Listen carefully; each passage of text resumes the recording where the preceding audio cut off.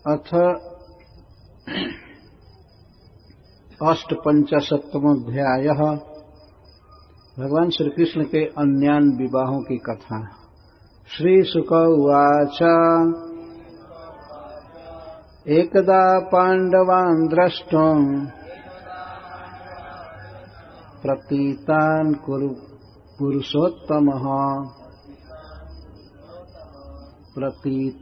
पुरुषोत्तमः इंद्रप्रस्थं गतः श्रीमान् युयुधानादिभिर्वृतः दृष्ट्वा तमागतं पार्थः मुकुन्दम् अखिलेश्वरम् उत्तस्थुर्जुगपद्भिर्वीरः प्राणमुख्यमिवागतम्। श्रीशुक उवाच एकदा पांडवान् द्रष्टुम्। एक समय पांडवों को देखने के लिए प्रतीतान् पुरुषोत्तमः। जब पुरुषोत्तम श्री कृष्ण यह जाने कि पांडव लाक्षा भवन में जलकर मरे नहीं हैं, न जले हैं न मरे हैं, और हस्तिनापुर में आए हैं, तो उनको देखने के लिए पुरुषों में उत्तम श्री कृष्ण इंद्रप्रस्थम गतः, इंद्रप्रस्थ गए। श्रीमान जो बहुत से सुंदर हैं, युयुधानादिभिर्वृतः सत्यकी आदि जादवों से घिरे हुए। दृष्ट्वा तम उन श्री कृष्ण को आगतम दृष्ट्वा पार्थः पांडवगण मुकुंदम अखिलेश्वरम जो परमानंद के दाता हैं और सबके परम ईश्वर हैं, उनको देखकर उत्तस्थु उठकर खड़े हो गए। वीरः वीर पांडवगण, प्राणः जैसे मूर्छित होने पर इंद्रियां शिथिल हो जाती हैं, लेकिन मुख्यम एव आगतम, लेकिन मुख्य प्राण के आने पर वे सभी इंद्रियां अपना काम करने लगती हैं। इस प्रकार समस्त पांडव अखिलात्मा श्री मुकुंद को देखकर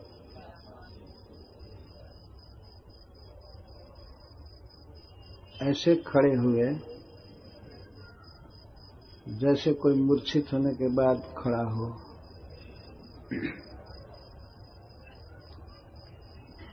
तो श्रील सुखदेव गोस्वामी भगवान के अन्य विवाहों की कथा प्रस्तुत कर रहे हैं। सबसे पहला विवाह श्री भगवान का है श्रीमती रुक्मिणी जी के साथ। उस कथा को कहने में पूरा एक सप्ताह लग जाता है, इसलिए मैंने उस कथा को स्पर्श नहीं किया। दूसरा विवाह भगवान का जाम्बवती जी से हुआ और तीसरा सत्यभामा जी से। 8 मुख्य विवाह हैं भगवान श्री कृष्ण के, जिनको अष्ट पटरानी कहा जाता है। तो रुक्मिणी जी, जाम्बवती, सत्यभामा, और इसके बाद भगवान के विवाह का क्रम चला। श्री कालिंदी के साथ। उसी कथा को प्रस्तुत करने के लिए सुखदेव गोस्वामी कह रहे हैं। एक समय प्रतीतान पांडवान द्रष्टुम,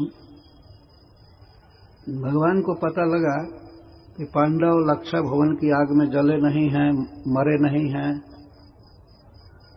बल्कि वे जीवित हैं और हस्तिनापुर में लौटे हैं, इंद्रप्रस्थ में लौटे हैं। तो उनको देखने के लिए एकदा पांडवान द्रष्टुम मतलब देखने के लिए, उनसे भेंट करने के लिए पुरुषों में उत्तम श्री कृष्ण इंद्रप्रस्थ आए। भगवान बड़े ही सुंदर हैं, इसीलिए उनको सुखदेव जी कहते हैं श्रीमान। श्री मतलब तेज, सुंदरता, वैभव। श्रीमान है, बहुत सुंदर। और अपने बॉडीगार्ड सात्यकी आदि यादवों के साथ थे। भगवान जब भी द्वारका से हस्तिनापुर जाते हैं या हस्तिनापुर से द्वारका आते हैं तो भगवान के दो बॉडीगार्ड रहते हैं, एक तो अर्जुन और दूसरे सात्यकी। ये दोनों वीर महाभारत युद्ध में भाग लिए थे। सात्यकी अर्जुन के शिष्य थे।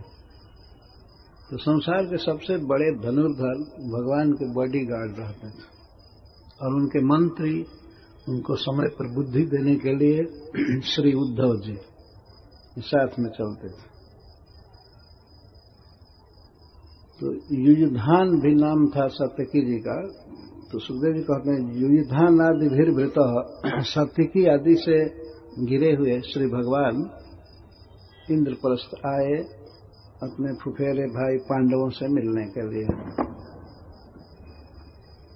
तो दृष्टवा तम आगतम पार्थ, पृथा के पुत्र पंच पांडव भगवान को देख करके सभी खड़े हो गए। भगवान के विरह में वे सब बड़े शिथिल हो गए थे, लेकिन भगवान को देखते ही ऐसे उठकर खड़े हो गए जैसे लगा कि मृतक या मूर्छित शरीर में प्राण आ गया हो। और जैसे शरीर में प्राण आ जाए तो शरीर उठकर खड़ा हो जाता है, इस तरह से वे लोग खड़े हो गए। वास्तव में पांडव श्री कृष्ण प्राण हैं, श्री कृष्ण ही उनके प्राण हैं।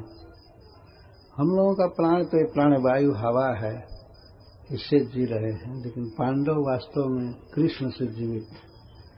तो कृष्ण को देख करके वैसे उत्तस्थ जुगपथ एक समय में ही सब खड़े हो गए। देख जैसे प्राणा इंद्रियां मुख्यम प्राणवायु के आने पर उठ जाती हैं, कार्यशील हो जाती हैं। क्योंकि श्री कृष्ण मुकुंद हैं। मुकुंद, मुकुंद द का अर्थ देने वाला और मु का अर्थ मुक्ति सुख और कु का अर्थ कुत्सित।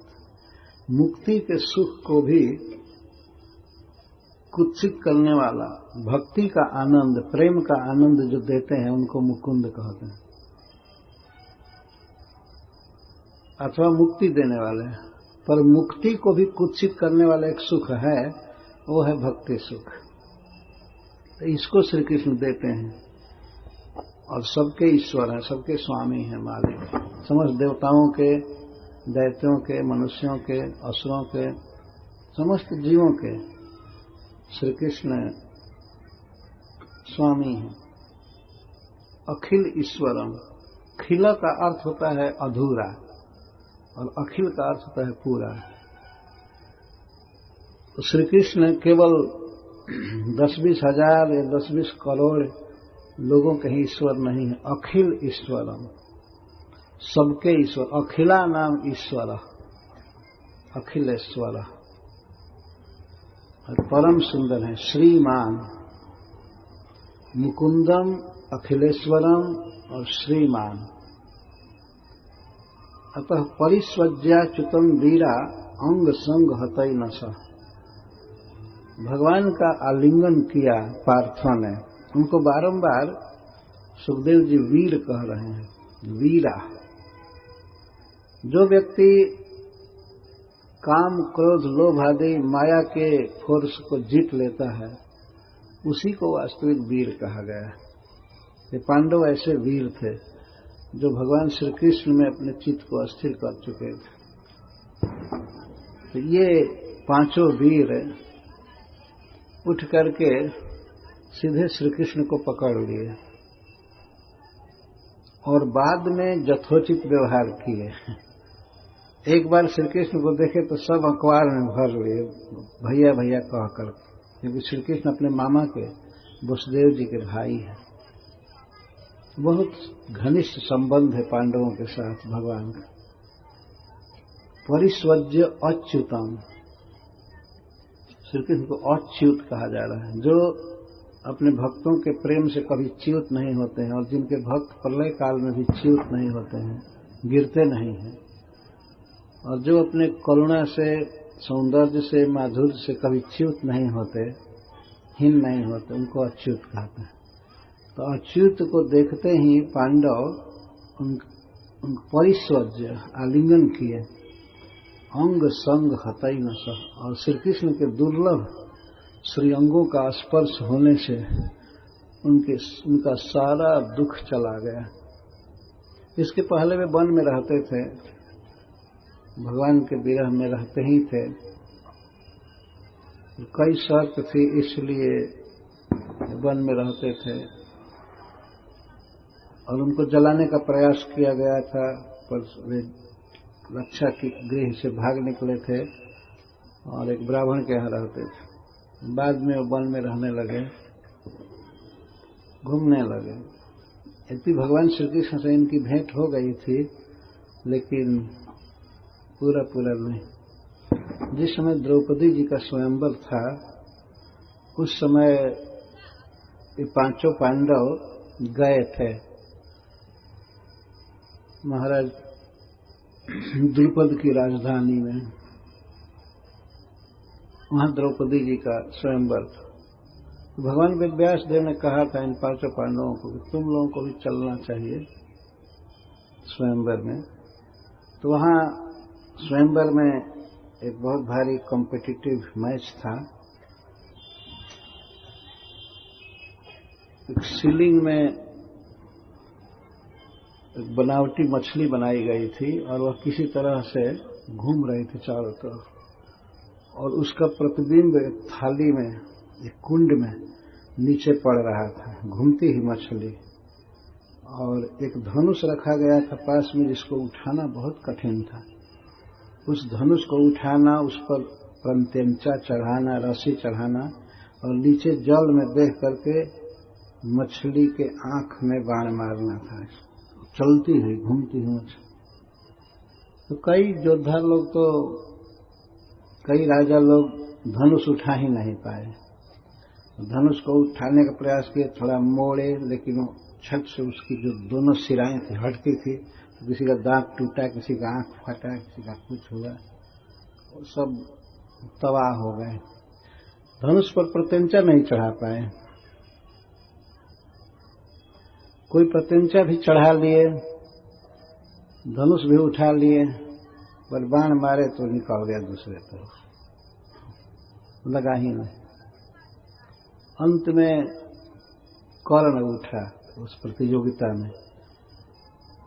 कर्ण जब चला अपना आसन छोड़ करके, तो द्रौपदी जी ने कहा, इस पुरुष के कुल और शील का मुझे पता नहीं है, अतः यह कंपटीशन में भाग नहीं ले सकता।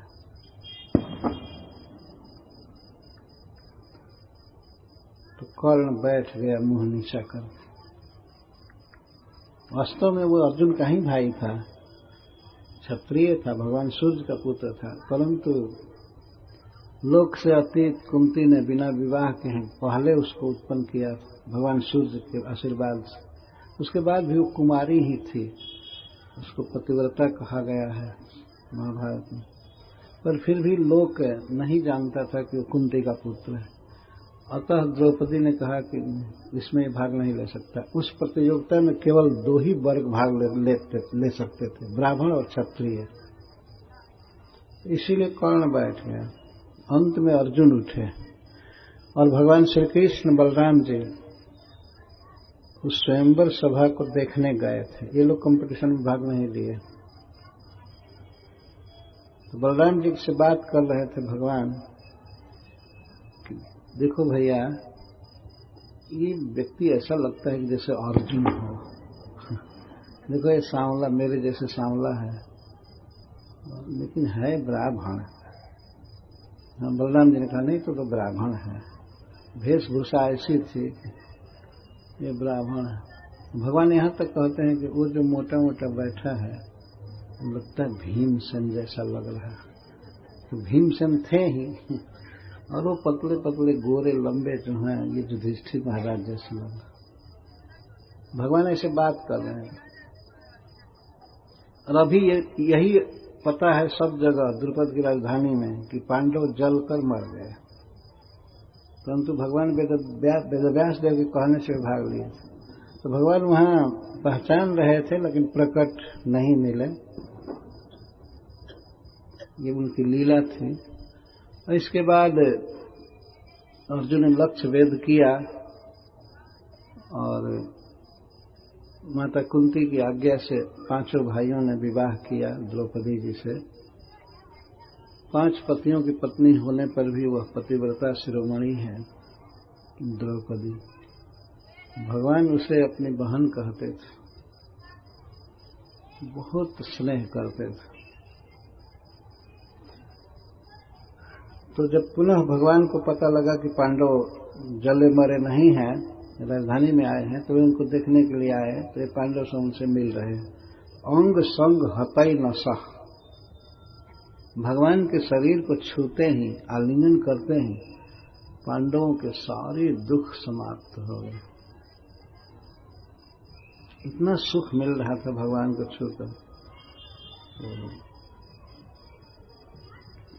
सानुराग स्मितम वक्त्र, भगवान का मुख बड़ा सुंदर है और उसमें मुस्कुरा रहे। स अनुराग स्मितम, भगवान को देख करके और छू करके पांडव अद्भुत सुख पाए। मुदम जयो, अब इसके बाद यथोचित व्यवहार कर रहे हैं। भगवान ने युधिष्ठिर महाराज को और भीमसेन को चरण में गिर करके प्रणाम किया। इन दो को हमेशा प्रणाम करते थे कि इन दोनों बड़े थे, युधिष्ठिर महाराज के चरण छूकर और भीमसेन के भी चरण छू। युधिष्ठिरस्य भीमस्य कृत्वा पादाभिवंदनम, पाद अभिवंदनम, भगवान ने युधिष्ठिर और भीम को चरण छूकर प्रणाम किया। और फाल्गुनम परिरभ्य अथ, और अर्जुन का आलिंगन किया। अर्जुन किसी को प्रणाम नहीं करते थे, सीधा मिलते थे दोनों। और 2 छोटे भाइयों ने, नकुल और सहदेव ने भगवान को प्रणाम किया। जमाभ्याम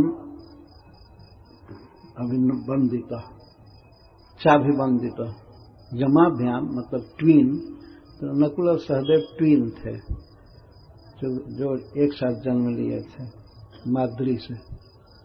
तो ये दोनों छोटे थे, तो भगवान के चरण कमल को छू कर प्रणाम करते थे। 2 को भगवान ने प्रणाम किया और एक का केवल आलिंगन किया। पुनः है आलिंगन, एक बार तो मिले तो आलिंगन हुआ है, इसके बाद फिर आलिंगन। और नकुल सहदेव ने चरण कमल की वंदना किया। 5 भाइयों का 5 ये व्यवहार का। परमासनम आसीनम, इसके बाद युधिष्ठिर महाराज ने आसन दिया भगवान को, खूब सुंदर सिंहासन कुर्सी, उस पर वे बैठे। जब उस पर बैठ गए तो द्रौपदी जो अभी अभी विवाह हुआ जिसका हुआ था, पांडवों के साथ आई थी, वह कृष्ण के पास आने में थोड़ी लज्जित हो रही थी। तो नई दुल्हन थी तो वो घूंघट से अपने सिर को ढकी थी द्रौपदी। सुखदेव गोस्वामी कहते हैं, कृष्णा कृष्णम अनिंदिता, वास्तव में कृष्णा अनिंदिता परम यशस्विनी थी, वो निंदिता नहीं थे। उसके जीवन में कोई कलंक, कोई पाप, दुर्विचार कभी स्वप्न में भी नहीं था। पूर्ण उज्ज्वल शुद्ध थी, उसको अनिंदिता कहा। तो अनिंदिता कृष्णा कृष्ण को आकर के प्रणाम की, पर नवोढ़ा व्रीडिता किंचित, नवोढ़ा नई नई आई थी घर में, नया विवाह हुआ था, तो वो किंचित व्रीडिता, कुछ कुछ लज्जित हो रही थी भगवान के पास आने में। समय अभ्यबंधत, तो आकर के भगवान के चरणों में प्रणाम किया। तो भगवान के साथ जो लोग गए थे उनके व्यवहार को कह रहे हैं। तथैव सात्यकी पार्थ है पूजितश्चाभि नंदिता वंदिता। इसी प्रकार से पार्थों के द्वारा, पांडवों के द्वारा सात्यकी जी का आदर हुआ और उनके द्वारा नहीं, पार्थों के द्वारा वे अभिनंदित हुए, अभिवंदित हुए। किसी किसी ने उनको प्रणाम किया। निस्सादास में अन्य ये पूजिता परिपासक। और भी जो भगवान के साथ आए थे वे सब आसन पर बैठे, सबका सत्कार किया गया, अच्छा आसन दिया गया, माला पहनाई गई और कई प्रकार से स्वागत हुआ। इसके बाद पृथा आई, भगवान की बुआ, वसुदेव जी की बहन और पांडवों की मां आई भगवान से मिलने के लिए। पृथाम समागत्य कृताभिवादनः तया तिहार्दार्दृशाभिरम्भितः आपृष्टवांस्तां कुशलं सहस्नुषां पितृस्वसारं परिपृष्ट बांधवः। कुंती का नैहर द्वारका में था, मथुरा में, बाद में द्वारका में हुआ। तो भगवान की खास बुआ थी, उनके पिता वसुदेव जी की बहन। तो पृथाम समागत्य, स्वयं भगवान श्री कृष्ण पूछे कि बुआ कहाँ है, तब समागम में गए, अंतःपुर में गए। भगवान बिल्कुल परिवार के थे, अपने निकटतम संबंधी थे, अतः वे गए अपनी बुआ के पास। प्रथम समागत्य कृताभिवादन, और जाकर के चरणों में प्रणाम किया। खूब अच्छा से पूछने लगे। और कुंती समाचार पूछने लगी। तो कुंती भगवान को हृदय से लगा ली, आर्द दृशा, और आंखों में आंसू आ गए कुंती के। कुंती के द्वारा अभिरंभित, भगवान का आलिंगन हुआ। भगवान को उसने अपने गोद में ले ली, आलिंगन में ले लिया। बुआ माँ के समान होती है, माँ में और बुआ में कोई अंतर नहीं। जो पद देवकी का है वही पद कुंती का भी है, आदर की दृष्टि से। तो भगवान उसके पास जब गए तो तया अभिरंभित, उसने भगवान का आलिंगन किया, हृदय पिघलने लगा और पिघला हुआ हृदय आंसू बन करके गिरने लगा। आपृष्टवांस ताम कुशलम सहस्नुषा, भगवान ने पूछा, आपृष्टवान, खूब अच्छा से पूछे, बुआ सब कुशल है ना, और हमारे भाई सब ठीक है ना, और तुम्हारी पुत्र वधु ठीक मिली है ना। द्रौपदी जी के विषय में पूछ रहे थे। द्रौपदी जी, कुंती जी पूछने लगी भगवान से कि बेटा तुम ठीक से हो ना, और सब पुत्र और परिवार, स्त्री आदि सब ठीक से है ना। और जब भगवान ने समाचार पूछा, कुंती रोने लगी। कुंती पर बहुत भारी विपत्ति रहती थी। उसने देवकी जी से अपनी तुलना किया है और कहा है कि हे प्रभु,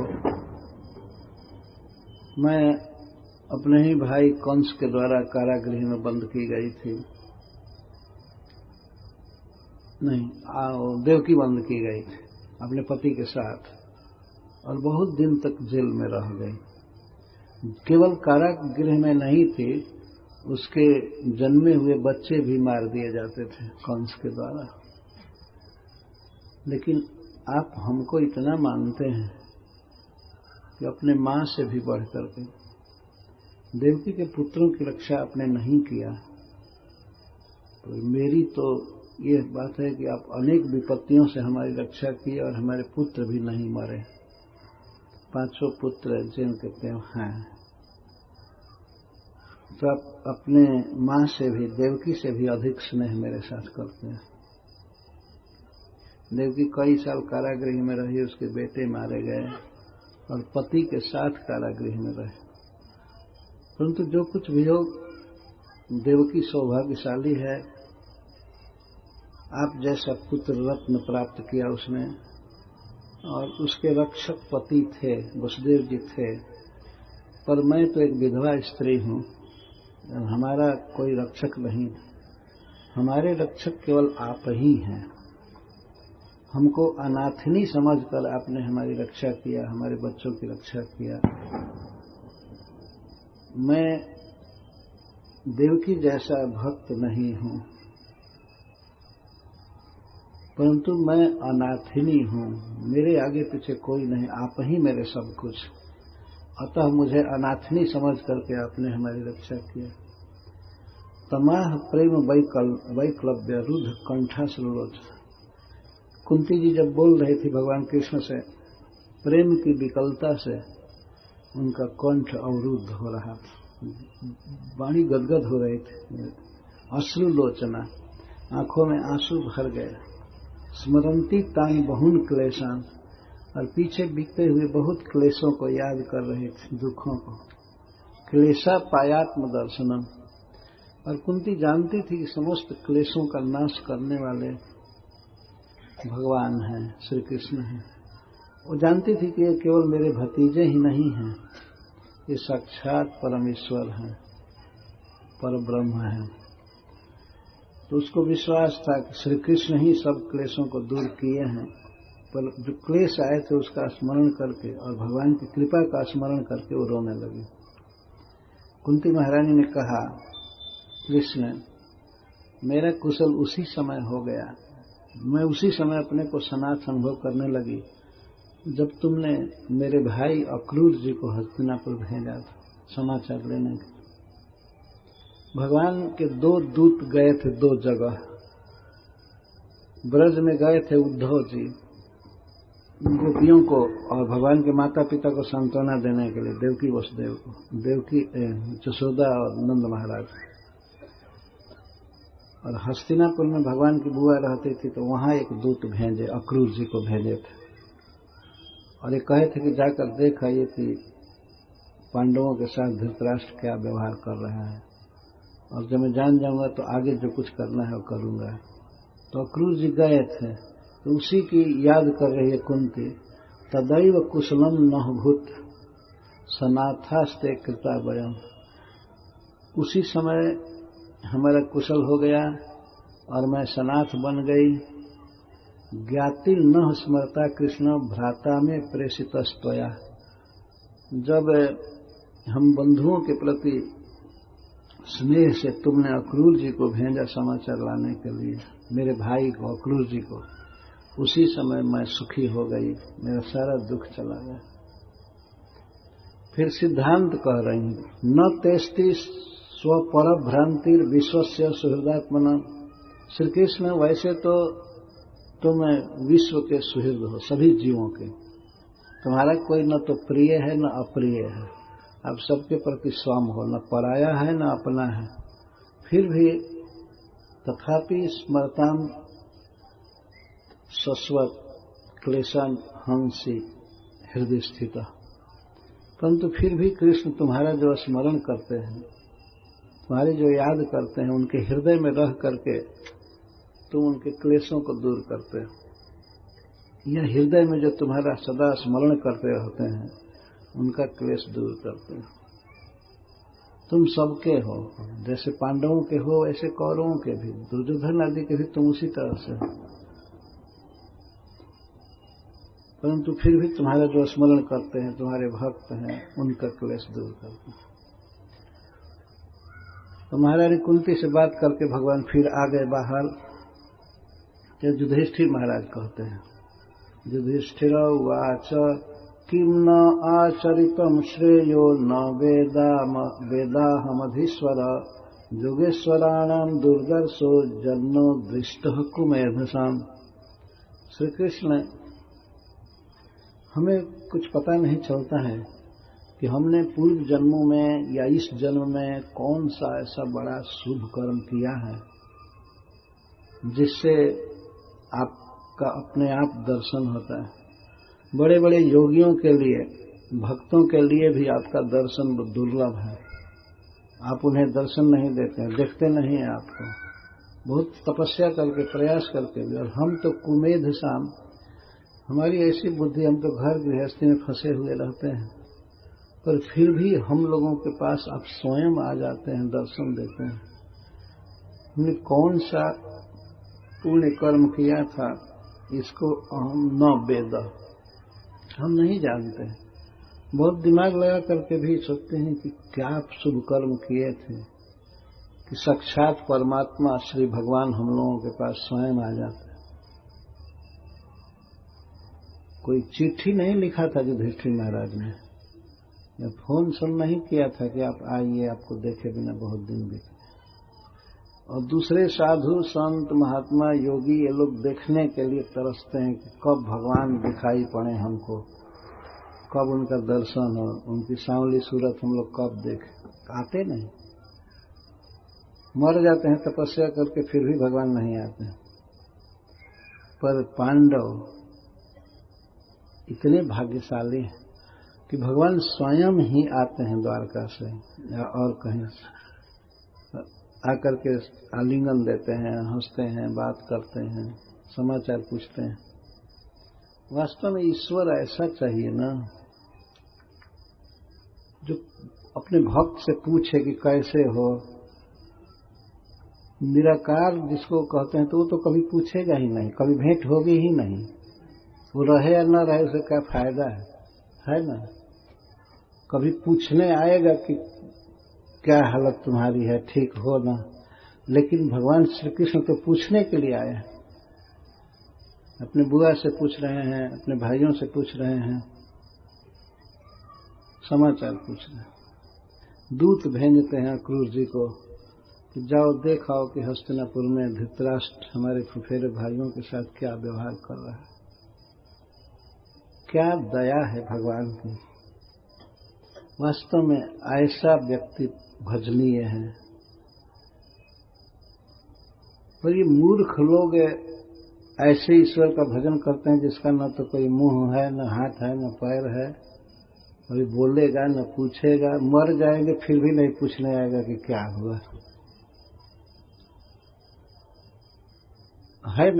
ऐसे फिर भी उसी के चक्कर में कुछ पड़े रहते हैं और अपने को बड़ा पढ़ा लिखा विद्वान समझते हैं, और हैं एक नंबर के मूर्ख, और अपने को बहुत बड़ा मानते हैं। हम वेदांत पढ़ते हैं और कहते हैं ये वैष्णव लोग तो भावुक होते हैं, ये फिलॉसफी में मन नहीं लगाते। ये लोग फिलॉसफी में मन लगाते, जो फिलॉसफी इनको ईश्वर से दूर रखती है, बहुत दूर।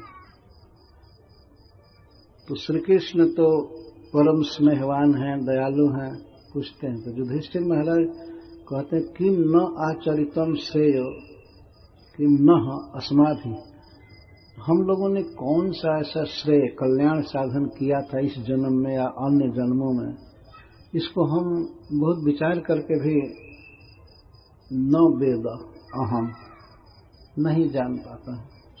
हे अधीश्वर, हे तीनों लोगों के सबके नियामक, योगेश्वराणाम दुर्दर्शो, जो योगेश्वरों के लिए सनकादिक के लिए, श्री नारद जी के लिए, भगवान ब्रह्मा जी के लिए, शिव जी के लिए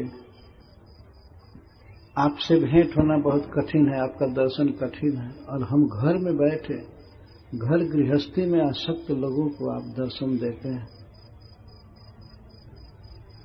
वास्तव में पांडवों का सुकृत क्या था? सुकृत यही है कि वे भगवान के प्रेमी हैं, सहज विश्वास, भगवान में सब विश्वास है, भगवान से प्रेम है। तो अर्जुन के लिए भगवान गीता में कहते हैं कि मैं तुमको ये ज्ञान दे रहा हूं क्योंकि तुम मेरे भक्त हो और मेरे प्रिय हो। जबकि कुरुक्षेत्र के युद्ध के मैदान में एक से एक बड़े बड़े ब्राह्मण विद्वान आए थे, बड़े बड़े क्षत्रिय, तो भगवान ने किसी को ज्ञान नहीं दिया। ये गीता नामक जो दिव्य ज्ञान भगवान ने दिया, अपने मित्र को दिया, अर्जुन को। और बारंबार भगवान इस बात को कह रहे हैं, तुम अनसुई हो, हमारे वचनों में दोष नहीं निकालते, जो मैं कह रहा हूं स्वीकार करते हो। अर्जुन ने कहा भी था कि सर्वम एतद ऋतम मन्ये जन्मम वदसि केशव। हे केशव, आप अपने विषय में जो कुछ कहते हैं, मैं सर्वम एतद ऋतम मन्ये, मैं सब सत्य मान रहा हूं। नहीं ते भगवत व्यक्ति विदुर देवा न दानवा। वास्तव में आपके विषय में न तो देवता जानते हैं न दैत्य जानते हैं, फिर मनुष्य कहां से जानेंगे। इस सृष्टि में मनुष्यों को बहुत अधम कहा गया है, पर मनुष्य तो इतने अभिमान में रहते हैं कि वे देवताओं और दैत्यों को मानते ही नहीं है, कहते हैं तो है ही नहीं, तो कल्पना है। और जबकि दैत्यों और देवताओं के सामने मनुष्यों की कोई सत्ता है नहीं।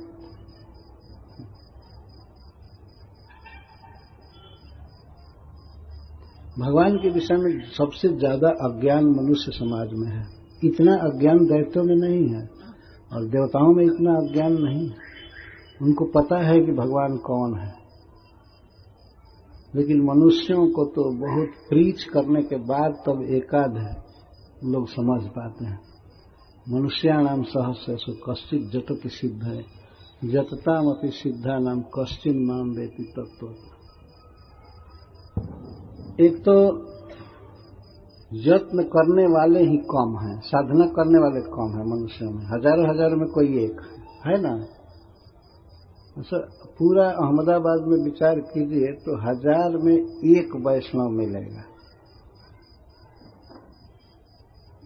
मैं गलत नहीं बोल रहा हूं ना, अगर सारा देखा जाए तो 1000 में एक कोई मिलेगा, और साधना करने वाले हजारों हजारों में कोई एक ऐसा मिलेगा जो कृष्ण को तत्व से जानता है और समर्पण किया।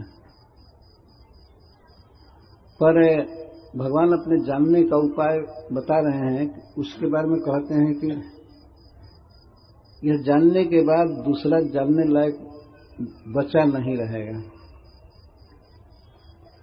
और तुम मुझे पूरा पूरा जान जाओगे और बिना संदेह के।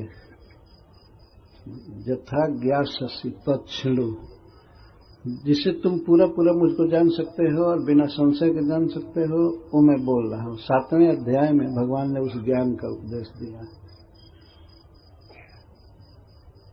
जहां चालू करते हैं, भूमि रापो नलो वायु खम मनो बुद्धिरेव च अहंकार इतियम में भिन्ना प्रकृति राष्ट्र।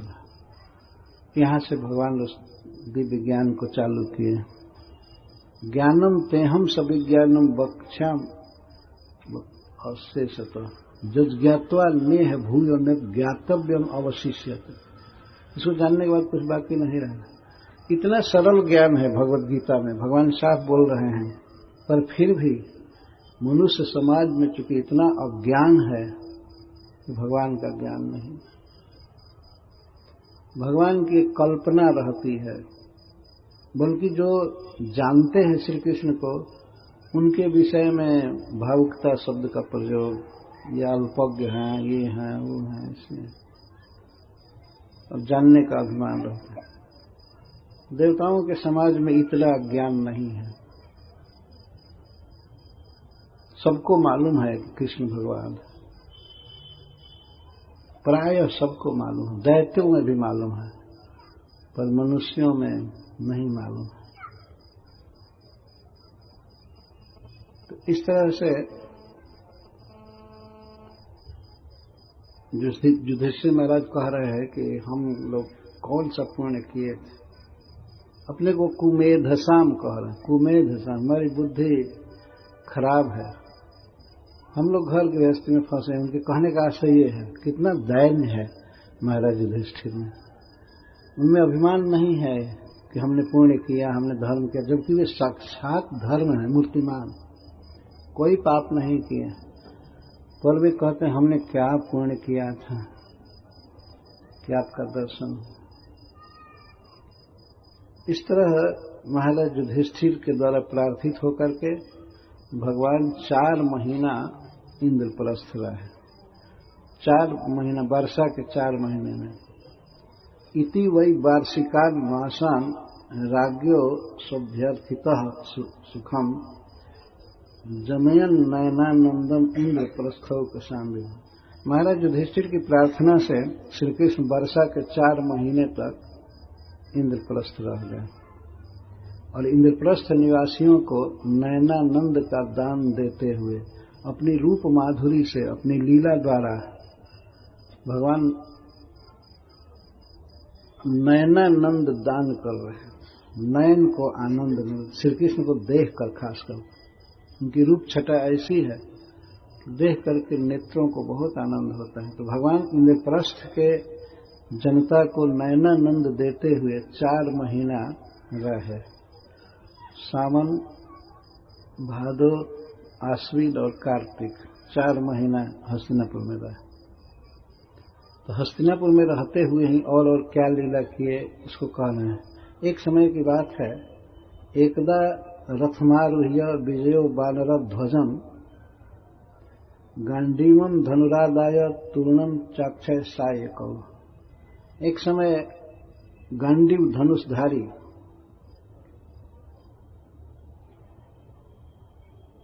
अभी गांडीव नहीं लिखा गया है।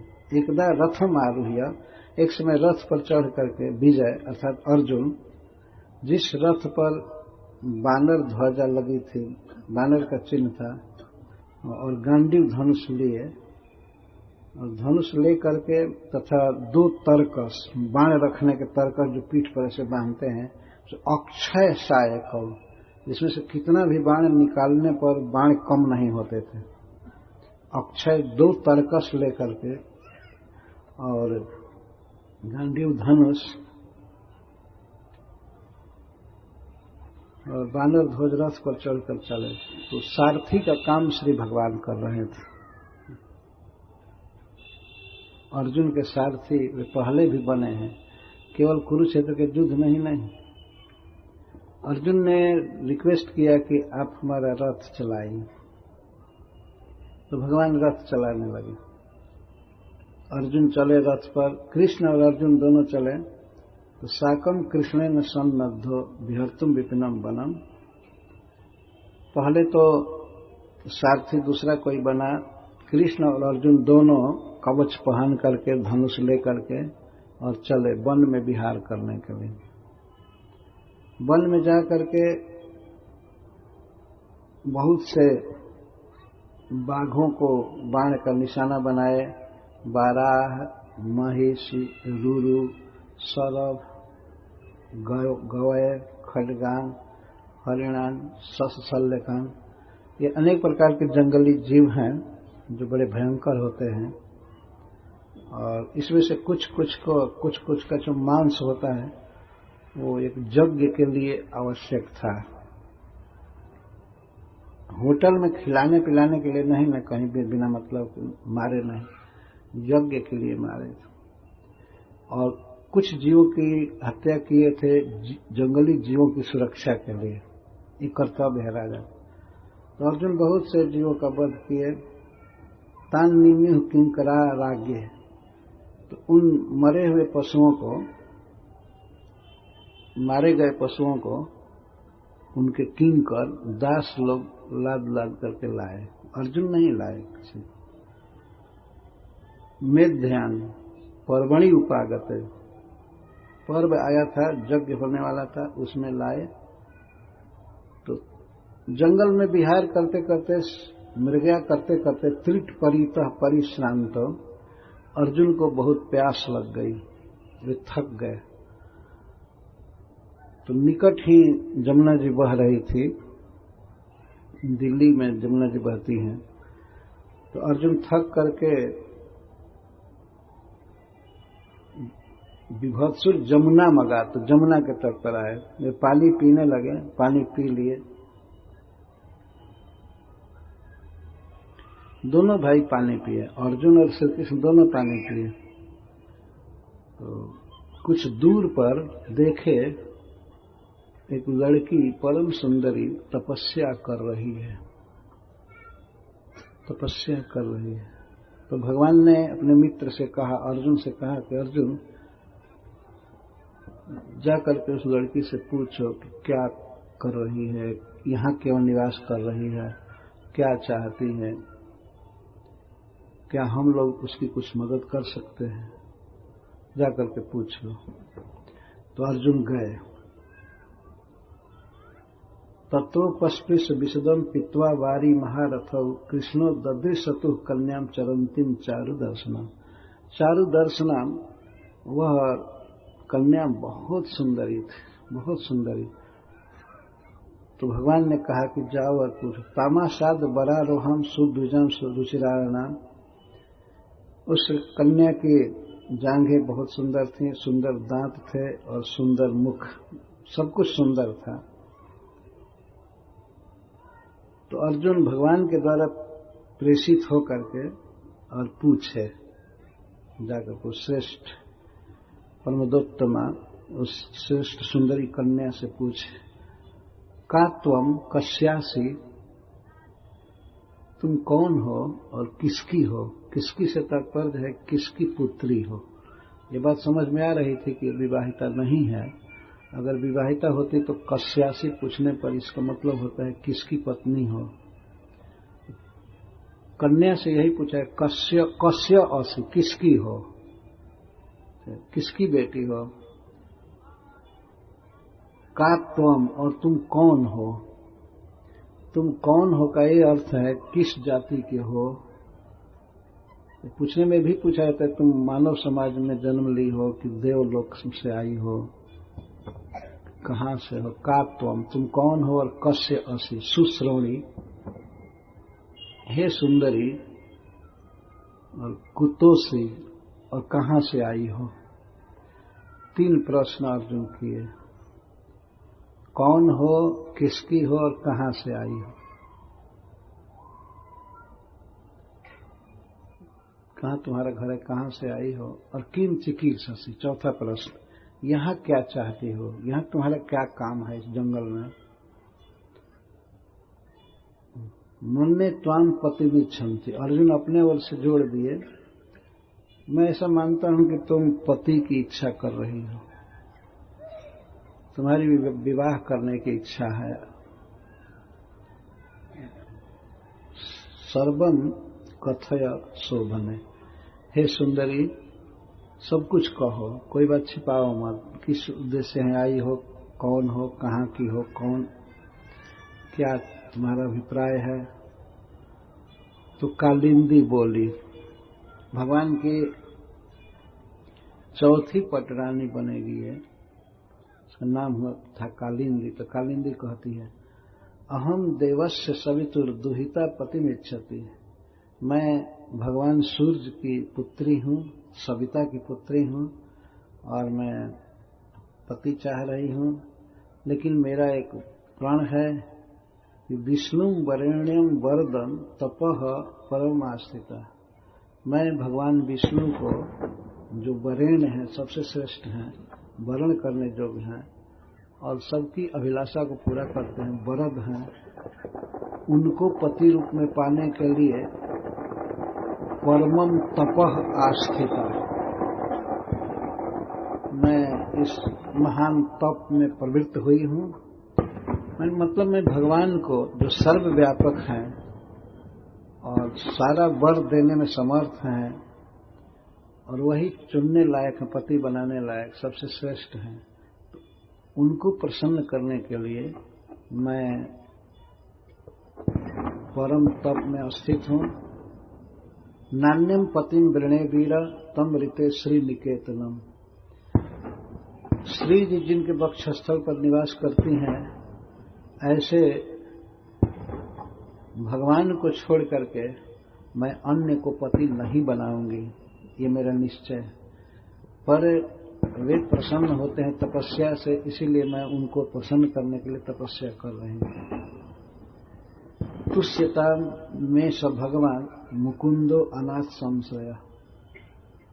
जो अनाथों के नाथ हैं, बंधु हैं और 6 ऐश्वर्यों से परिपूर्ण हैं, ऐसे भगवान श्री कृष्ण मुकुंद हम पर प्रसन्न हो, मैं इसी के लिए तप कर रहे हैं। देखिए, सर्वज्ञ भगवान कालिंदी की तपस्या से प्रसन्न होकर के बिल्कुल तट पर आ चुके हैं और वही भेजे हैं अर्जुन को, जाकर के पूछो। तो अर्जुन से कहती है कि मैं कृष्ण को छोड़ करके और किसी को पति नहीं बनाऊंगी,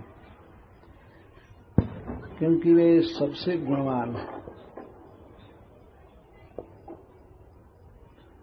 तो नाम पूछे तुम कौन हो, तो कहते कालिंदी इति समाख्याता, मैं कालिंदी नाम से विख्यात हूं। बसामी जमुना जल है, और जमुना जी के जल में मैं रहती हूं। निर्मिते भवने पित्रा, मेरे पिता ने एक भवन बनाया है जमुना जल के भीतर।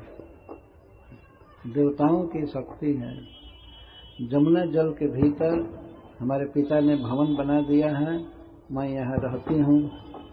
तो अर्जुन ने पूछा कि कब तक यहाँ रहोगी, कब तक तप करोगी?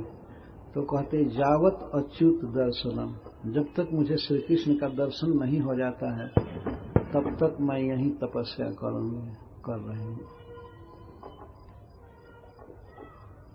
तथा बदल गुडाकेशो वासुदेवाय, तो गुडाकेश अर्जुन वासुदेव से आकर के कहे सारी बात। उसका नाम कालिंदी है और पिता के बनाए हुए भवन में जमुना जल में रहती है, और उसका यहाँ आने का अभिप्राय है। तो कहती है कि भगवान कृष्ण को पति बनाने के लिए मैं तप कर रही हूँ, और जब तक वे दर्शन नहीं देंगे तब तक मैं तपस्या करूंगी, मैं दूसरे को पति नहीं बनाऊंगी। जब भगवान ने यह बात सुना तो ताम रथम आरोप्य, उस कालिंदी को भगवान ने रथ पर चढ़ाया। अभी अपना ऐश्वर्य प्रकाशित किए और उन्होंने बताया कि मैं श्री कृष्ण हूँ और पृथ्वी का भार दूर करने के लिए मैं जन्म लिया हूँ। तो लक्षण से बात सब तरह समझ गई, अर्जुन ने भी बताया। तो आई तो भगवान रथ पर चढ़े थे और रथ पर से अपना दाहिना हाथ ऐसे किए और उसके दाहिने हाथ को पकड़कर रथ पर चढ़ाए। तो पानी ग्रहण तो उसी समय हो गया, रथ पर चढ़ाते समय सुंदर हाथ से भगवान कालिंदी जी के हाथ को पकड़े और चढ़ाए रथ पर, और रथ पर चढ़ा करके महाराज युधिष्ठिर के पास लाए, धर्मराज के पास।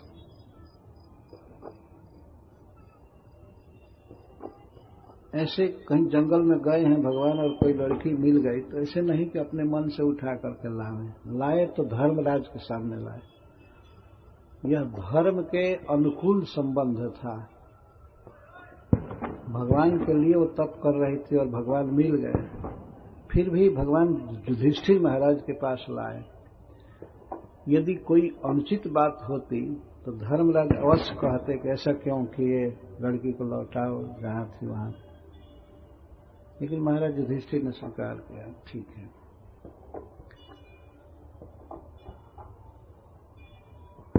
जदैव कृष्ण समदिष्ट पार्था नाम परमाद्भुतम कार्यामास नगरम विचित्रम विश्वकर्मणा। तो भगवान श्री कृष्ण वहां रहे, जैसे 4 महीने के भीतर की एक घटना है कालिंदी जी को लाना। तो भगवान वहां थे तो पार्थों ने भगवान से कुछ रिक्वेस्ट किया, तो भगवान ने विश्वकर्मा जी के द्वारा उनके लिए विशिष्ट नगर और भवन बनवाया पांडवों के रहने के लिए। विचित्र।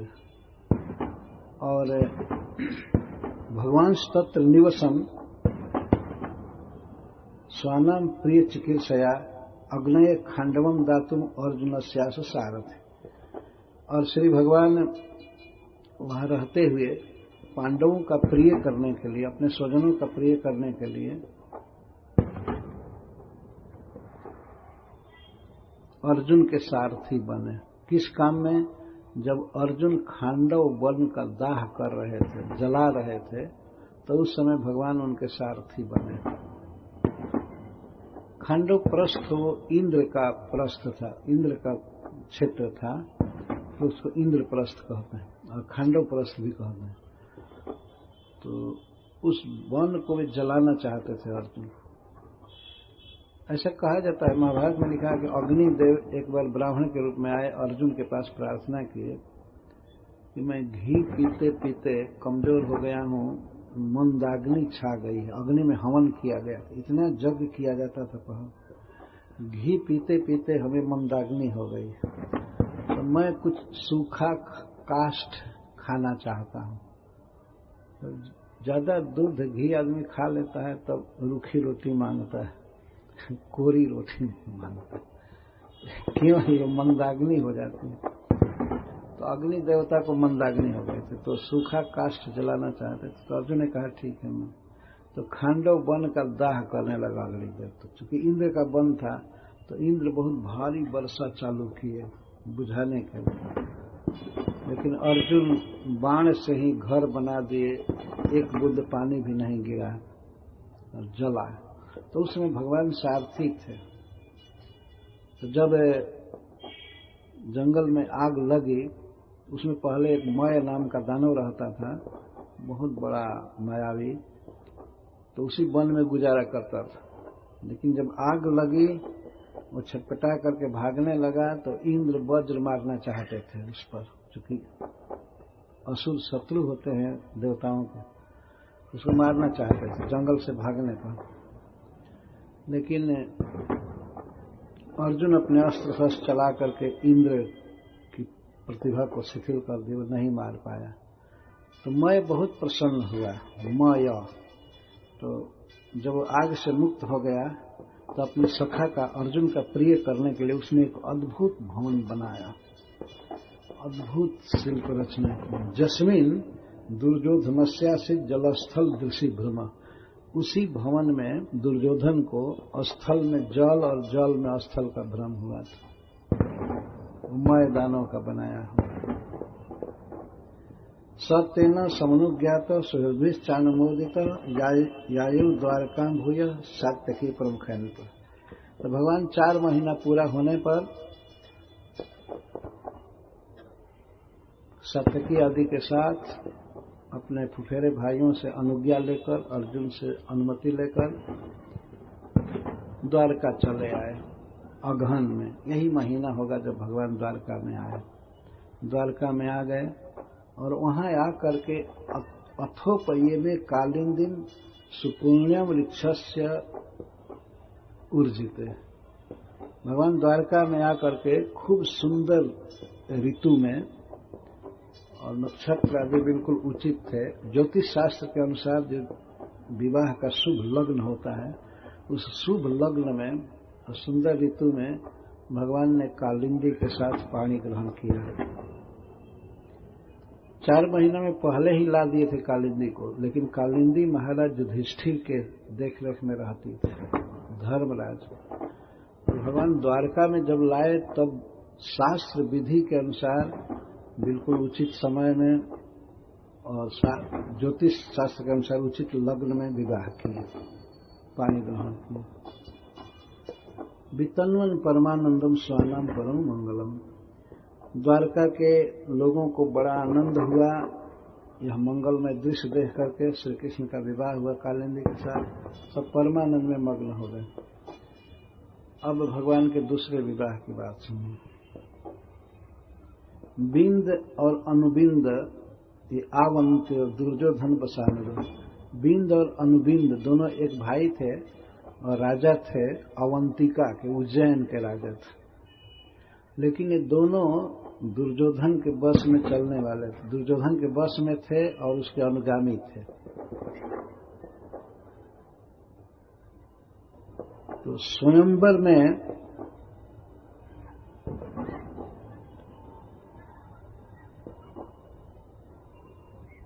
उनकी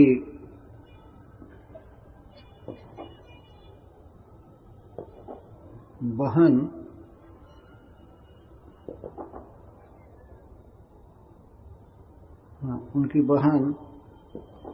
जिसका नाम था मित्रबिंदा, वो भगवान श्री कृष्ण को पति बनाना चाहते हैं, परंतु ये लोग दुर्योधन के बस में होने से और उसका प्रिय करने के लिए निषेध किए, नहीं तुम श्री कृष्ण को पति नहीं बना सकते।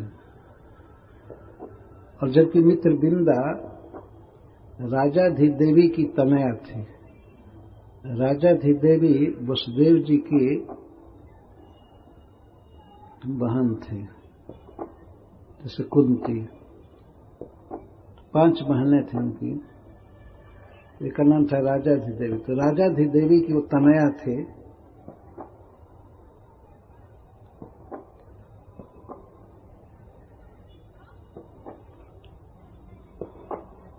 पितृस्वसु तनया, वसुदेव जी की बहन की पुत्री। क्षत्रियों में यह अधर्म नहीं है, कुछ नियम अलग अलग होते हैं।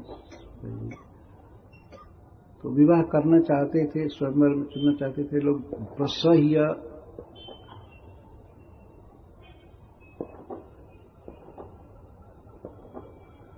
रोक दिए। परंतु समस्त राजाओं के सामने ही भगवान आए और बिंद अनुबिंद का वध करके और हरण किए। या प्रसह्य हितवान कृष्ण हरण कर लिए, मारे नहीं, हरण कर लिए मित्रबिंदा का। तो रुक्मिणी, जाम्बवती, सत्यभामा, कालिंदी और मित्रबिंदा 5 हुए। और अयोध्या के एक राजा थे जिनका नाम था नग्नजीत। नग्नजीत का मतलब होता है नग्न रहने वाले लोगों को बहुत पीटे थे,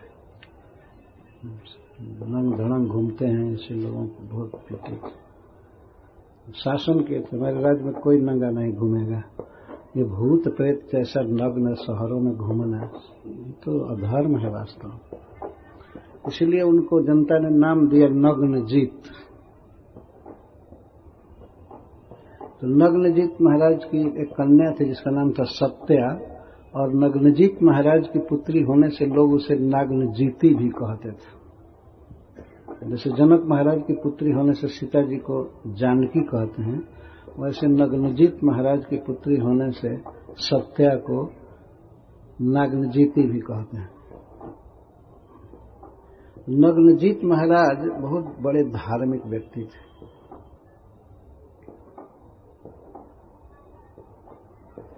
तो उन्होंने एक प्रतिज्ञा किया था, नियम लिया था। जैसे जनक महाराज ने शपथ लिया था कि जो इस शिव जी के धनुष को तोड़ेगा उसी के साथ जानकी जी का विवाह, सीता का विवाह करूंगा। तो नग्नजीत महाराज भी एक शपथ लिए थे, प्रतिज्ञा किए थे कि जो व्यक्ति मेरे यहाँ रहने वाले 7 दुर्दांत बैलों को नाथ देगा, बस में करेगा, उसी से अपनी बेटी का विवाह करूंगा। 7 बड़े ही खूंखार बैल थे उनके पास, जिनकी सींग बहुत बड़ी बड़ी थी, तीक्ष्ण सींग थी। तो सत्या से विवाह करने के लिए, नाग्नजीती से विवाह करने के लिए दुनिया भर के राजा आए, राजकुमार सभी, और बड़े बलवान। बहुत अभिमान था कि हम क्या समझते हैं 7 बैलों को हम नाथ देंगे। नाथने का मतलब है नाक में रस्सी बांध करके और उनको बस में रख। लेकिन कोई उनको पकड़ने जाता था, कोई भी, एक साथ कई राजा। तो इतने बदमाश बैल थे कि राजाओं को तुरंत ही पटक देते थे। कोई पकड़ने आते थे तो किसी सिंह से मारकर पेट फाड़ देते थे, किसी को पटक देते थे, हाथ टूट जाता था, पैर टूट जाता था, तो अंग भंग हो जाता था। कोई भी राजा पकड़ नहीं पाया।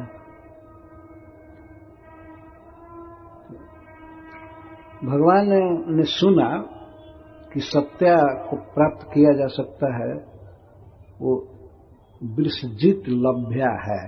जो बैलों को जीत लेगा, उनको वश में कर लेगा, उससे सत्या का विवाह होगा, नग्नजीत महाराज की पुत्री का विवाह। तो भगवान द्वारका से गए अयोध्या, कौशलपुर। कौशलपति नग्नजीत महाराज ने सुना कि भगवान आए हैं द्वारका से, तो उन्होंने बड़ा स्वागत किया, प्रत्युत्थान आसनाद भी, अगवानी किया, आसन दिया और पूजा की अनेक सामग्रियों से भगवान का सत्कार किया, आभूषण दिया, वस्त्र दिया। बहुत आनंद हुआ। आनंदित होकर के वे उनका सारा स्वागत कर रहे थे। तो फिर अंतःपुर में उन्होंने खबर दिया सत्या को कि आकर के भगवान का दर्शन करें, पूजा करें। तो जब सत्या ने भगवान को देखा, वरम विलोक्याभिमतम समागतम नरेंद्र कन्या चकमे रमापति। जब राजकन्या सत्या ने देखा भगवान श्री कृष्ण को, तो उसके मन में यही आया कि यही हमारे योग्य वर हैं, और मन में उसने उनको पति बना लिया। वो जानती थी कि यही रमापति हैं, लक्ष्मी जी के पति हैं, यही सबके लिए सबसे योग्य पति हैं। भूया दयम में पतिरा शिशो मलाह। मन में ही सोचने लगी, हे जगत के ईश्वर, यदि हमने बहुत व्रत धारण करके श्री कृष्ण का ही पूजन किया हो, इन्हीं का भजन किया हो, तो उस व्रत के प्रभाव से और आपके आशीर्वाद से, हे जगत विधाता, श्री कृष्ण मेरे पति बने, मेरा पाणी ग्रहण करें। जतपाद पंकज लजह शिरसा विभर्ते श्रीरब्जह सगिरिसह सह लोकपालहि। जिनके चरण रज को लक्ष्मी जी अपने सिर पर धारण करती हैं, और अब्जजह कमल से जन्मे हुए ब्रह्मा जी जिनके चरण धूलि को मस्तक पर लेते हैं, और भगवान शिव भी अपने जटा में जिनके चरण धवन को रखते हैं, उन्हीं की मैं दासी बनना चाहती हूँ। जो विविध अवतार लेकर के अपने द्वारा बनाई गई वेद मर्यादा का पालन करते हैं, वे भगवान यदि हम पर प्रसन्न हैं, श्री कृष्ण हम पर प्रसन्न है, तो हम आकर के हमारा पाणी ग्रहण करें। वह मन में यही सोचा करती थी, सौंप दी थी उसने भगवान को अपना जीवन। अर्चितम पुनरित्याह नारायण जगतपते आत्मानंदेन पूर्ण से कर्मणि किमल्पक।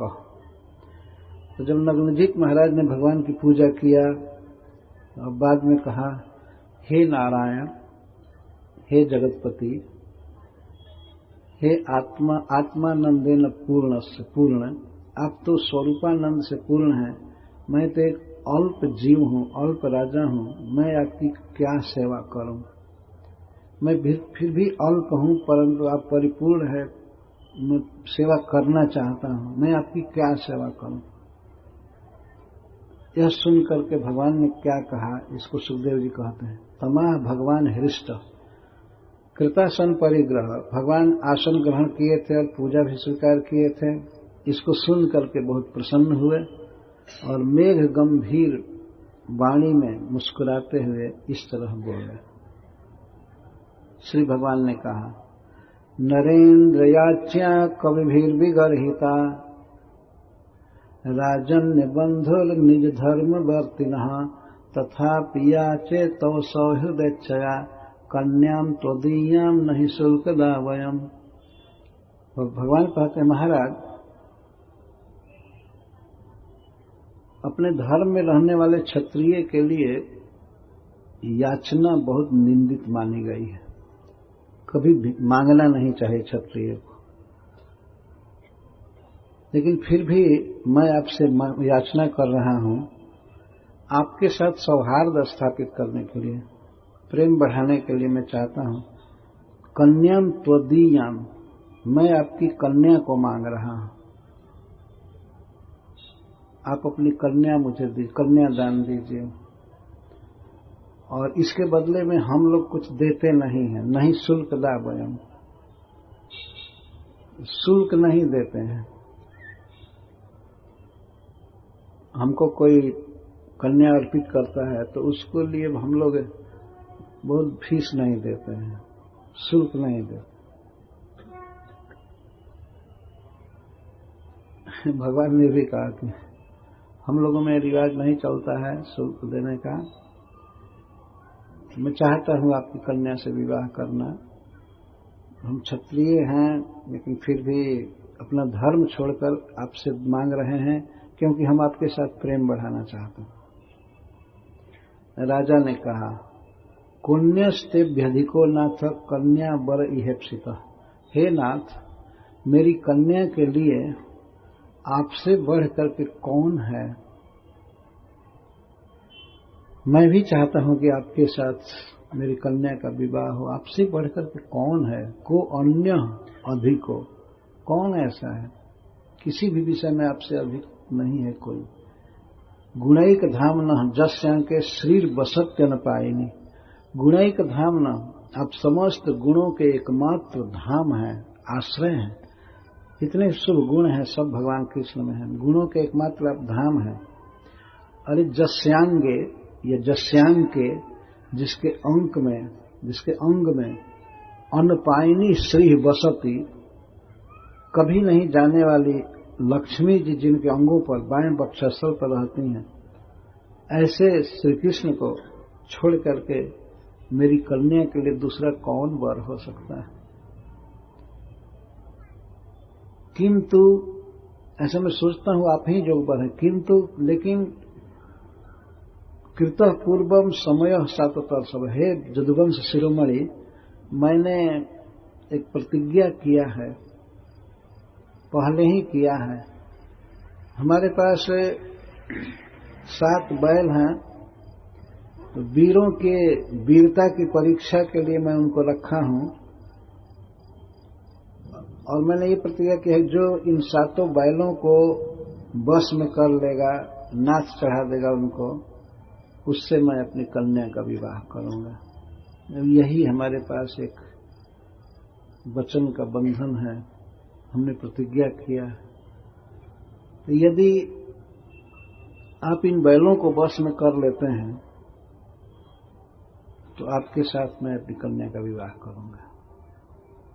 जदिमे निगृहीता सिंह त्वयैव जदुनंदन बरो भवान अभिमतो दुहितु में श्री पते। अगर आप वश में कर देते हैं बैलों को तो मैं आपके साथ विवाह करूंगा। तो लेकिन कह रहे हैं कि ये दुर्दांत हैं, आज तक किसी के बस में नहीं हुए, ये पगहा में नहीं बांधे जाते हैं, ऐसे ही खुलम खुला घूमते हैं मैदान में या जंगल में। ये वास्तव में सिंह की तरह, बाघ की तरह भयानक बैल होते हैं कोई कोई, बहुत उदंड, और आदमी को देख ले तो फन फन नाक करते हुए और सिंह को आगे करके और मारने लगता है। तो वो भी एक नहीं 7 हैं। तो 7 कई वीरों के पैर टूट गए हैं, पेट फट गए हैं, हाथ टूट गया है। कई लोग ये सोचे कि हम बस में कर देंगे, लेकिन वो अपना शरीर भी गंवाए, कुछ लोग मर भी चुके। यदि आप इनको बस में कर दें तो बहुत अच्छा होगा। एवं समय मां करणे बद्ध्वा परिकरम प्रभु। यह सुन करके भगवान कहे कि हाँ, मैं प्रयास करता हूं, और अपने पीताम्बर को लेकर के कमर में बांध कर तैयार हो गए, कहीं धोती होती फंस न जाए। तो भगवान बांध लिए, बांध करके इसके बाद बैल की भाषा में, जिसे बैल को बुलाया जाता है, ऐसे कहे आ ऐसे किए, एकदम लड़ने की मुद्रा में। तो सातों बिल्कुल तेज गति से बाण की तरह दौड़ करके आए कृष्ण को मारने के लिए। सातों बैल, इतना तो निर्भय कोई आह्वान कर ही नहीं सकता था। तो वे आए लड़ने के लिए। तो भगवान तुरंत 7 रूप बनाए और 7 रूप बना करके उनके नाक में नथ डाल दिए और 7 को खींचने लगे। ऐसे 7 को बस में कर, एकदम देखते देखते सबके 1 मिनट के अंदर।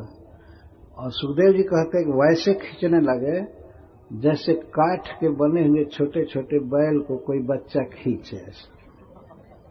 काठ या प्लास्टिक के बैल हों उनको खींचे और उनका दम निकल गया, सारी शक्ति चली गई।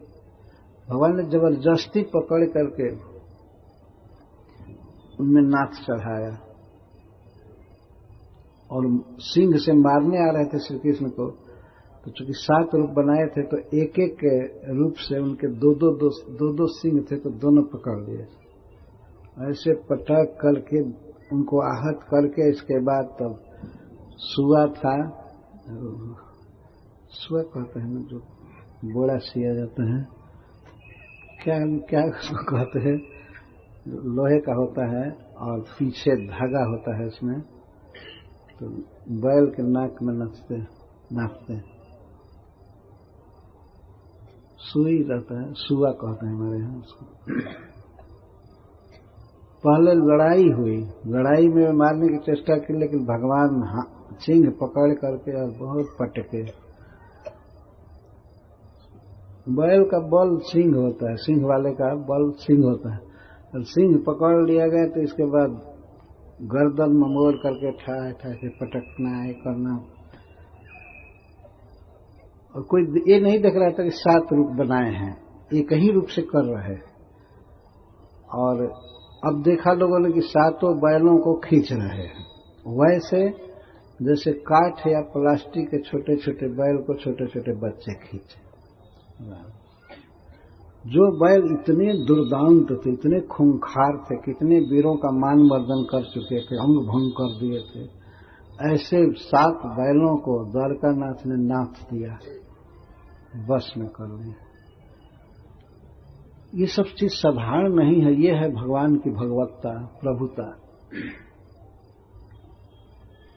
और ऐसा नहीं कि कोई जादू किए, उनमें ऐसी शक्ति है ही। बैल किस गिनती के हैं, देखने में हैं छोटे मनुष्य जैसे, लेकिन वो तो हैं भगवान। और 7 को खींचने लगे तो बैल तो ऐसे नाक किए ऐसे फोटो बनाया गया है, और 7 ऐसे आ रहे थे और कृष्ण इधर उधर खींच काट करके दिखा रहे हैं, सारा पर उनका बल चला गया। भगवान जहां तक खींच करके दिखा रहे थे, देख ले लोग अच्छा तरह, एकदम शांत। बैल नाथने की, बैल को बस में करने की लीला बहुत प्रसिद्ध है।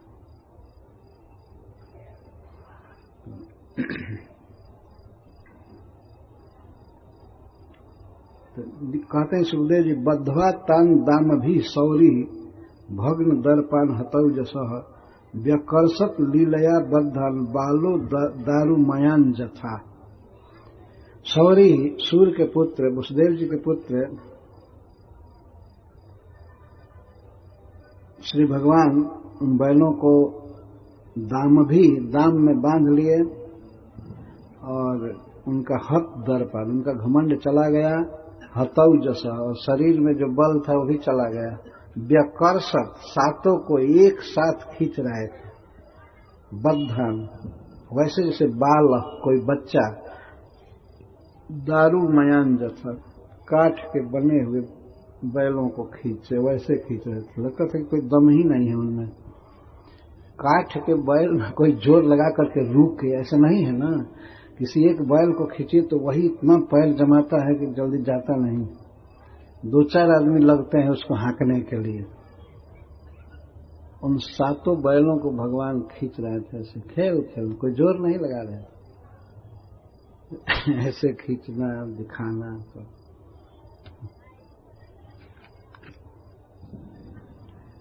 ततः प्रीतः सुताम राजन ददौ कृष्णाय विस्मितः। राजा नग्नजित बहुत विस्मित हुए भगवान के इस बल को देख करके। उनको बड़ा आश्चर्य हुआ और तुरंत अपनी कन्या को बुलाए जो सामने ही थी, और उसने जाकर के वरमाला भगवान के गले में डाला और भगवान ने उसको स्वीकार किया। सांप्रत्य गृहणात् भगवान विधिवत शब्द सिंह प्रभु।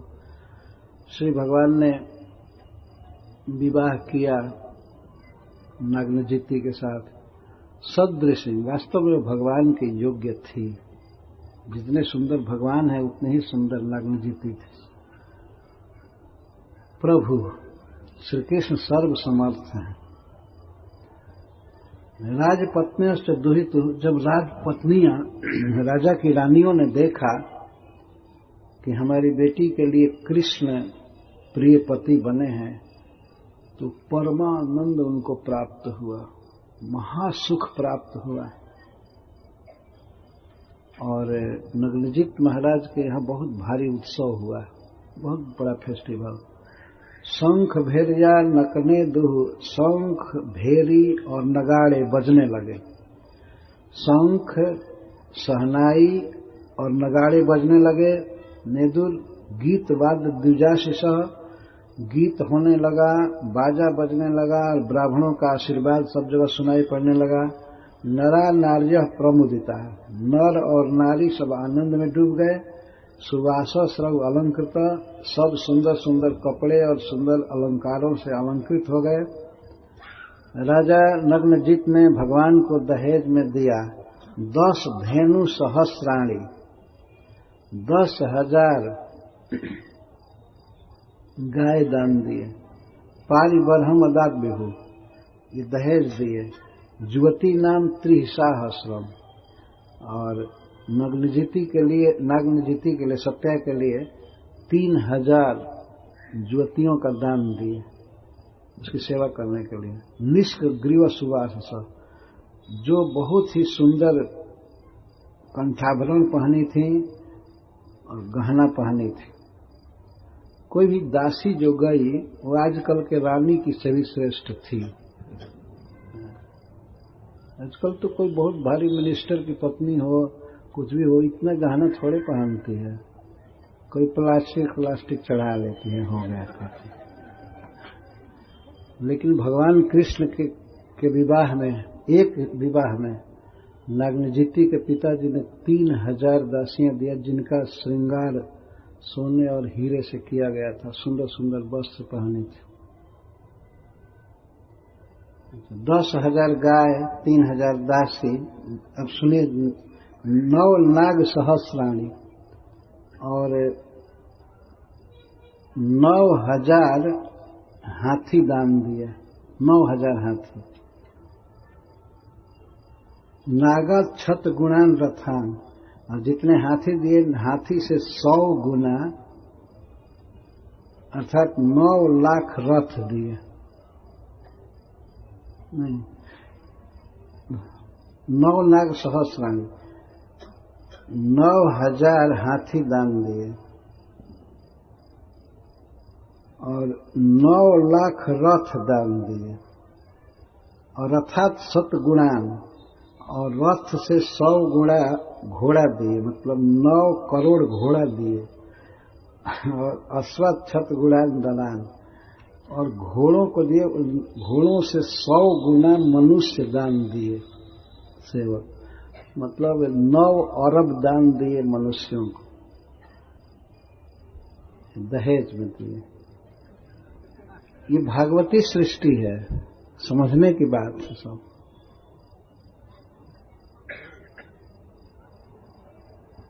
भागवत में वर्णन है कि जादवों के बच्चों को पढ़ाने के लिए, लड़कों को, द्वारका में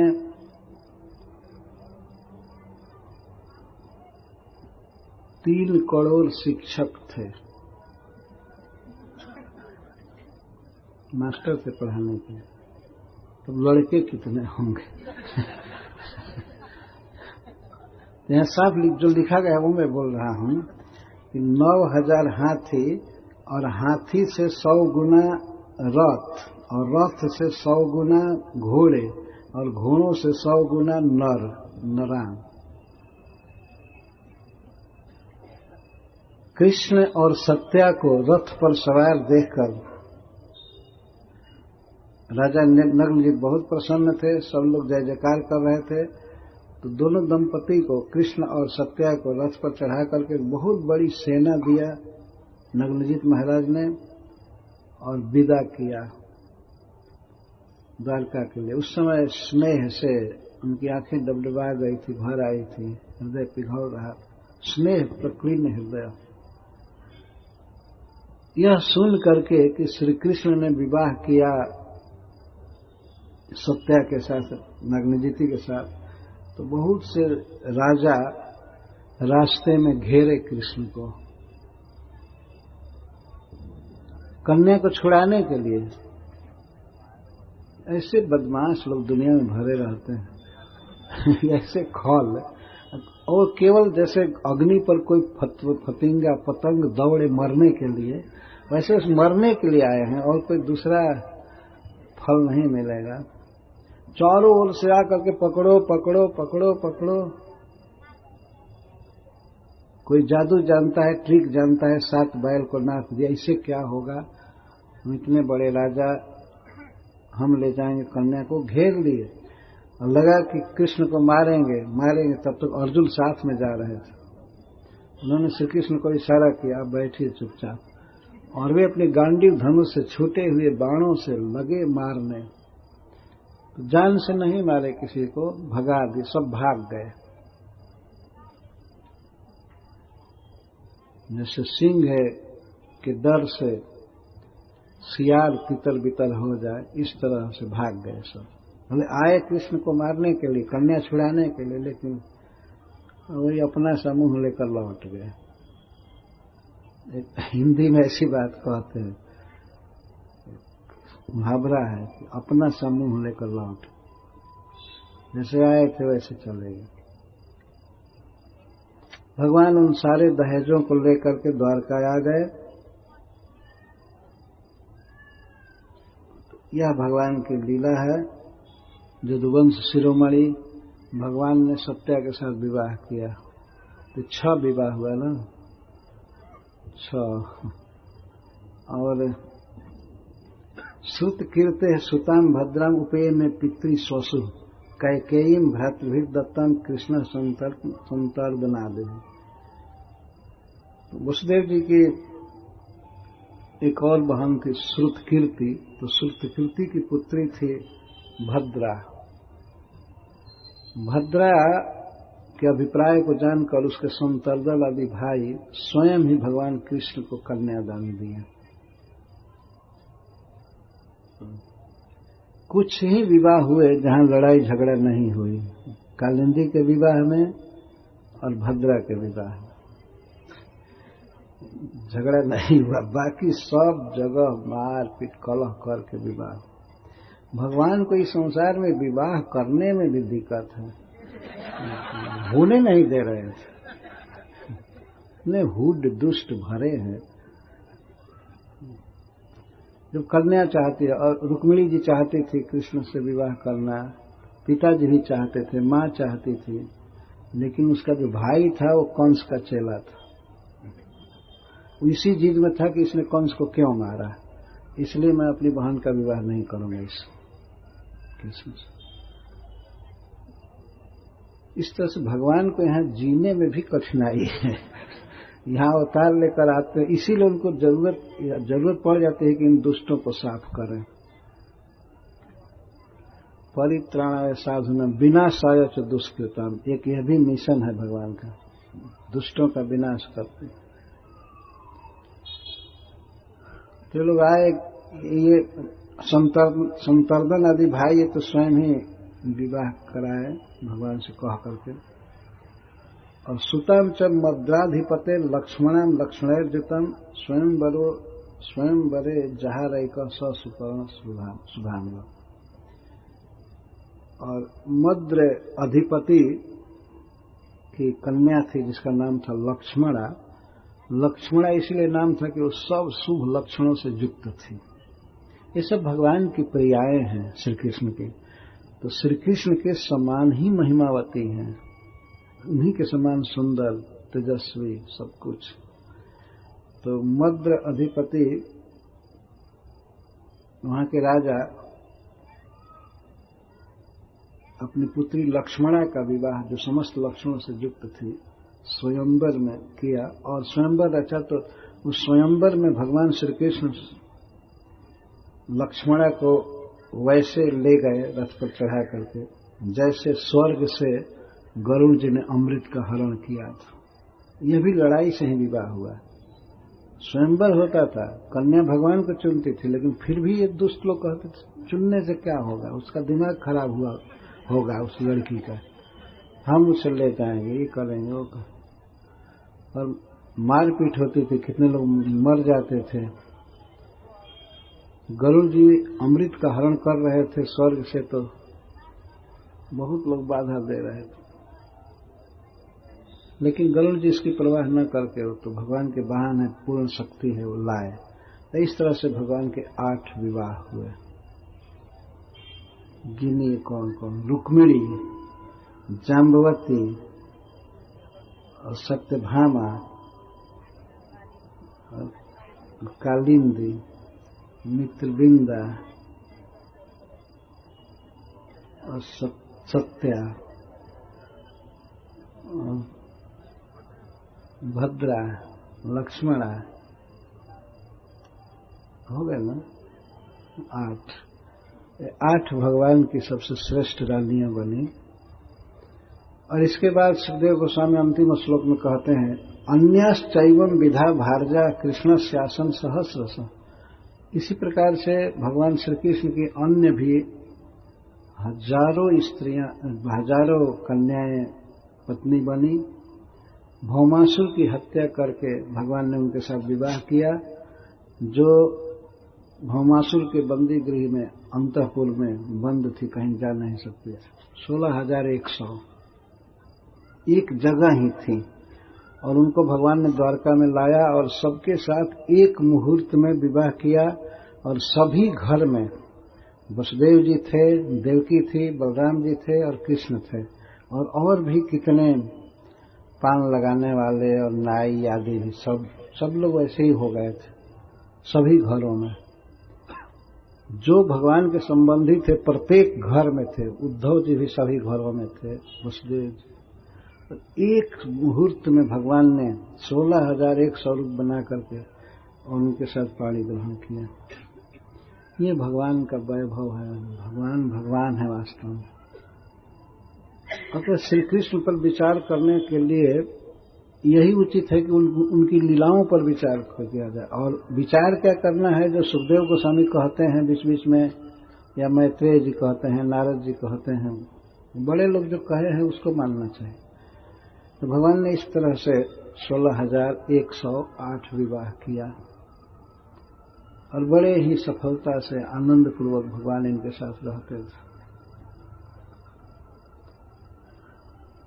यह है भगवान का पराक्रम, वैभव। तो महाराज परीक्षित पूछते हैं कि किस तरह से उन्होंने नरकासुर का वध किया था। भौमासुर भूमि का पुत्र था, इसलिए उसको भौमासुर कहते हैं, पर उसका असली नाम था नरक। पता नहीं गुरु ने नाम दिया था कि किसने दिया, नरक नाम था उसका, नरकासुर कहते हैं। ऐसे ऐसे नाम। तो नरकासुर का वध किया भगवान ने और 16,000 कन्याओं को मुक्त किया। नरकासुर को नारद जी ने बताया था कि जो व्यक्ति 16,100 स्त्रियों से विवाह करेगा वो भगवान होगा। तो सोचा कि इनके साथ विवाह करके मैं भगवान बन जाऊंगा, लेकिन असली इसका परपॉइंट ये था कि भगवान जो होगा वही 16,100 से विवाह करेगा। और उल्टा समझ लिया। तो बहुत से राजाओं को परास्त करके उनकी कन्याओं का अपहरण किया था और एक मुहूर्त देख रहा था, उसी मुहूर्त में वो विवाह करना चाहता था। लेकिन भगवान गए प्राग ज्योतिषपुर और उन्होंने नरकासुर का वध करके उसकी सेना को तहस नहस करके अंतःपुर में प्रवेश किया। तो सभी कन्याओं ने अलग अलग मन में भगवान श्री कृष्ण को ही अपने पति के रूप में वर्ण किया। तो भगवान ने सबकी इच्छा को समझ करके स्वीकार किया, क्योंकि भगवान भगवान है। नहीं तो कोई साधारण आदमी को 16,000 स्त्री कहे कि हम आपकी पत्नी बनेंगे तो मर जाएगा पालन करने में। 16,000 क्या 16,008 का खर्चा चलाने में ही दम निकल गया। लेकिन भगवान ने स्वीकार किया। श्रील प्रभुपाद जी कहते हैं कि उस समय समाज में ऐसी प्रथा थी, यदि कोई लड़की एक दिन भी, एक रात भी अगर घर से बाहर रहे तो उस पर संदेह किया जाता था। समाज में उसको एक्सेप्ट लोग नहीं करते। तो भगवान श्री कृष्ण सबसे बड़े समाज सुधारक, उन कन्याओं के सामने समस्या आ गई। वे थी परम शुद्ध, परम सुंदरी सब तरह से, लेकिन समाज उन्हें स्वीकार नहीं करता है। एक दिन नहीं, कई दिन वे एक असुर के साथ रही हैं, भौमासुर के साथ कैद रखा। इतनी शुद्ध थी, लेकिन समाज तो ऐसा है। अब ऐसी दशा थी कि वे जा नहीं सकती थी समाज में, कोई स्वीकार नहीं करता। तो भगवान ने उनको स्वीकार किया और खूब सुंदर गृहस्थी बसाया। अद्भुत गार्हस्थ है भगवान का, जिसको देखने के लिए नारद जी आए।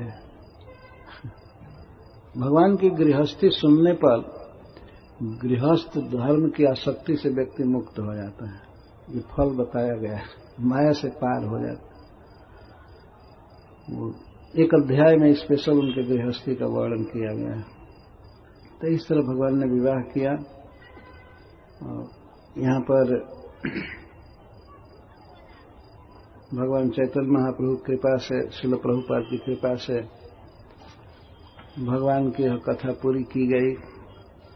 और आप सबको बहुत बहुत धन्यवाद है, विशेष करके श्री जसोमती नंदन प्रभु को, जिन्होंने कथा में बैठ करके कथा भी सुना और इस आयोजन को स्वीकार किया। और इसके साथ श्री रैवत प्रभु जी, सत्यकृत प्रभु जी, जो लोग इस आयोजन को सफल करने में परिश्रम किए, उनको भूरी भूरी धन्यवाद देता हूँ। और सबसे बड़ी बात तो श्रोताओं का सहयोग है, जो आए सुने, इससे हमारा उत्साह बढ़ा, हमें अवसर मिला भगवान के गुणों का वर्णन करने का। ऐसे हमें कोई क्षमता नहीं है, पर श्रील प्रभुपाद जी की कृपा से कुछ कहने की आदत है। तो यहाँ पर भगवान की वार्ता पूरी की गई।